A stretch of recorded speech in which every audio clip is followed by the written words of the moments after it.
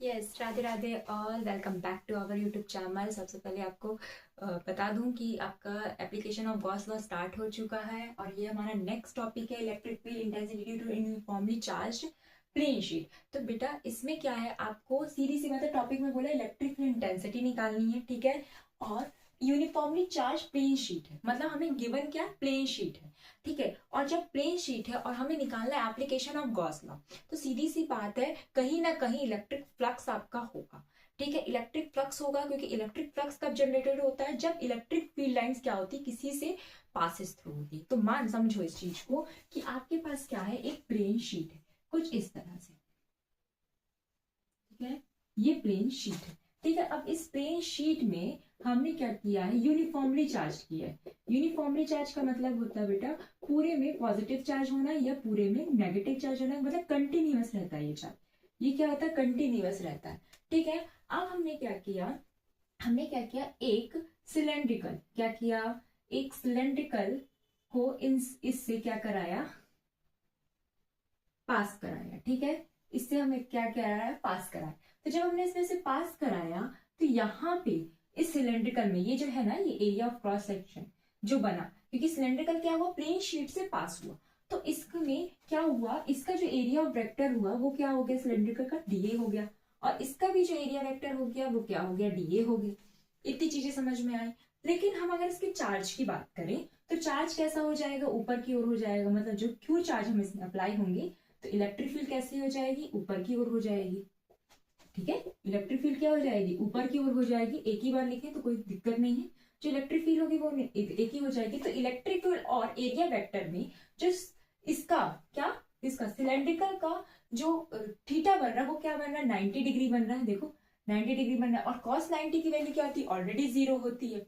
तो फिर हमको ये वाली वैल्यू कंसीडर नहीं करनी। पर अगर हम बात करें इस एरिया वेक्टर की और इस प्लेन शीट की, तो इसका जो एरिया इलेक्ट्रिक फील्ड लाइंस होगी वो कैसे होगी, इन दोनों के पैरेलल होगी।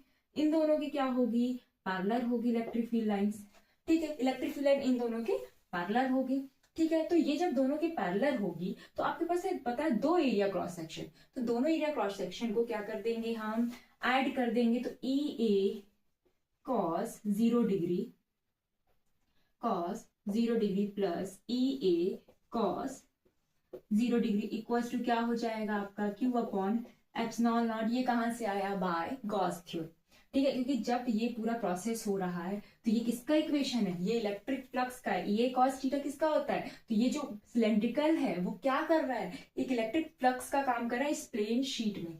इतनी चीजें समझ में आई। अच्छा यहां तक तो ठीक था मैडम। अब यहाँ पे cos 0 क्या हो जाएगा, 1 हो जाएगा।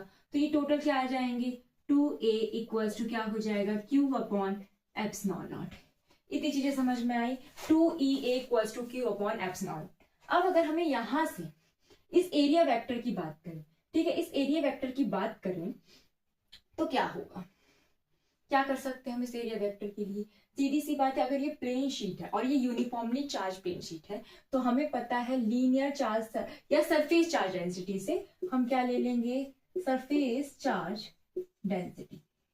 क्यों ले रहे हैं, क्योंकि हमारा जो प्लेन शीट है वो सरफेस की तरह काम कर रहा है। तो सरफेस चार्ज डेंसिटी से क्या आ जाएगा, सरफेस चार्ज डेंसिटी को डिनोट करते हैं सिग्मा से। और ये सरफेस चार्ज डेंसिटी क्या हो जाती है, D Q upon D A, D Q upon D A, या फिर आपका हो जाएगा क्यू अपॉन ए, क्यू अपॉन ए। तो यहां से अगर हम यहाँ पे वैल्यू पुट करें, ठीक है, यहाँ पे वैल्यू पुट करें तो क्या करेंगे, मान लो इस इक्वेशन नंबर मान लिया 1, इसे जो इक्वेशन नंबर मान लिया 1, तो put the value of equation 1।